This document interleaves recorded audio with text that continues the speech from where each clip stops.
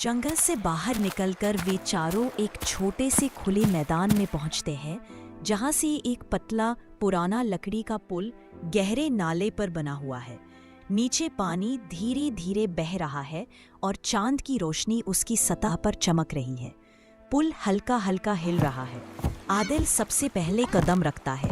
लकड़ी किर किर किर की आवाज करती है। इसी बीच भोपू बंदर मस्ती में पुल पर उछल कूद शुरू कर देता है। पुल और तेजी से हिलने लगता है। महक घबराकर चिल्लाती है, भोपू रुक जाओ, हम गिर जाएंगे। आदिल गुस्से में बोल उठता है, तुम हमेशा मस्ती करते हो, इसी वजह से सब गड़बड़ होती है। भोपू उदास हो जाता है। उसकी आंखें नम हो जाती हैं। कुछ सेकंड्स के लिए सब खामोश हो जाते हैं। सिर्फ पानी की हल्की आवाज और रात की हवा सुनाई देती है। महक शांत स्वर में कहती है, झगड़ा करने से पुल और हिलेगा। आओ एक दूसरे का हाथ पकड़ते हैं। सब धीरे धीरे एक लाइन में चलेंगे। भोपू तुम आगे चलो, लेकिन कूदना मत। आदिल गहरी सांस लेता है और गुस्से की जगह प्यार से भोपू का हाथ थाम लेता है। उनकी गुड़िया बीच में होती है और महक सबसे पीछे। बहुत संभल कर चल रहे हैं, हर कदम जैसे धीमी गति में। कुछ देर बाद वे सुरक्षित दूसरी तरफ पहुंच जाते हैं। सब एक साथ चैन की सांस लेते हैं। आदिल भोपू से माफी मांगता है। भोपू भी सिर झुकाकर कहता है कि वह आगे से मस्ती करते समय सबकी सुरक्षा का ध्यान रखेगा। जब हम लड़ते हैं तो रास्ता हमेशा ज्यादा हिल जाता है, लेकिन जब हम मिलजुल कर चलना सीख लेते हैं तो सबसे टूटने वाला पुल भी मजबूत लगने लगता है। जंगल अब पहले से भी ज्यादा शांत हो गया था। हवा में हल्का सा धुआं तैर रहा था, जैसे कोई नरम सी धुंध हो। झाड़ियों के पीछे कभी कभी कोई परछाई हिलती तो कभी हल्की सी चमक दिखाई देती। दूर कहीं उल्लू हू हू करता और हवा पेड़ों के बीच से उस जैसी आवाज निकालती। अचानक आदिल रुक गया। उसे लगा कोई उनका पीछा कर रहा है। उसने धीरे से पीछे मुड़कर देखा।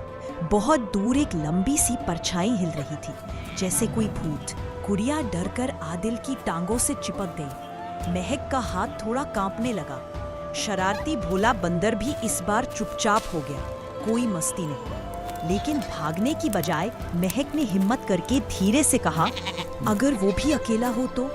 शायद डर रहा हो। वो अपनी लालटेन थोड़ी ऊपर उठाकर बोली, कौन हो तुम? अगर तुम्हें दोस्त चाहिए तो हम नहीं डरेंगे। परछाई धीरे धीरे पास आने लगी। पत्तों की सरसराहट और भी साफ सुनाई देने लगी। कुछ पल के लिए सब बिल्कुल शांत। फिर सामने आया एक थोड़ा सा मजेदार दिखने वाला भूत। सफेद चादर जैसा शरीर, छोटी सी टोपी, आंखों में थोड़ी उदासी, चेहरा बिल्कुल बेचारा सा।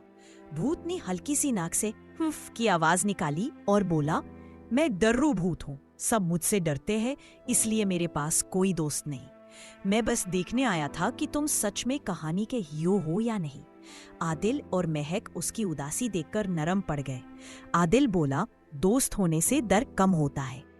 महक ने अपनी रोटी का एक छोटा सा टुकड़ा और थोड़ा सा मिठाई का हिस्सा डर्रू की ओर बढ़ा दिया। डर्रू पहले थोड़ा शर्मा गया, फिर धीरे धीरे मुस्कुराते हुए खाने लगा। जैसे जैसे वह खुश होता गया, उसके आसपास की धुंध रंग बिरंगी हल्की हल्की चमकती रोशनी में बदलने लगी, जैसे कोई जादू हो रहा हो। खाना खत्म करते ही डर्रू खुशी से हवा में थोड़ा ऊपर उठ गया और बोला, चलो मैं तुम्हें सपनों का चिराग तक पहुंचने का छोटा रास्ता दिखाता हूँ।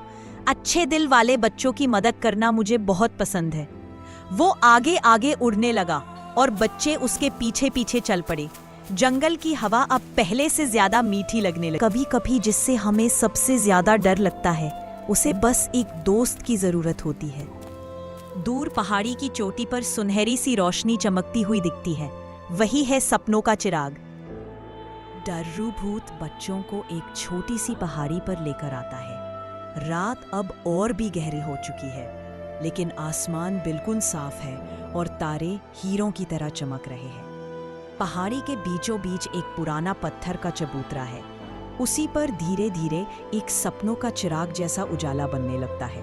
एक छोटा सा दिया जिसकी रोशनी साधारण दियों से कहीं ज्यादा नरम नीली सुनहरी है। चिराग से एक मीठी बहुत शांत आवाज आती है, आदिल, महक, तुमने भूखे की मदद की, सच बोलकर अपनी गलती मानी, मिलजुल कर पुल पार किया और जिस भूत से सब डरते थे उसे दोस्त बनाया। इसलिए अब तुम्हारा दिल बहुत हल्का और साफ है। असली रोशनी इस चिराग में नहीं, तुम्हारे अंदर है। चिराग की हल्की चमक उनके मासूम चेहरों पर पड़ रही है। दोनों बच्चे बहुत शांत और उनींदी आंखों से उसे देख रहे हैं। डरू भूत मुस्कुराकर उन्हें अलविदा कहता है और बोलता है, जब भी रात को डर लगे बस याद करना कि आज तुमने कितनी हिम्मत दिखाई थी। अगला दृश्य, बच्चे वापस नूर गांव पहुंच चुके हैं। दादी अम्मा चारपाई पर बैठी उनका इंतजार कर रही होती है। वो दोनों को गले लगाकर पूरी कहानी सुनती है, फिर प्यार से उन्हें कंबल ओढ़ाकर सुला देती है। गुड़िया चारपाई के पास आराम से लेट जाती है और भोतू ऊपर चिनार के पेड़ पर सो जाता है।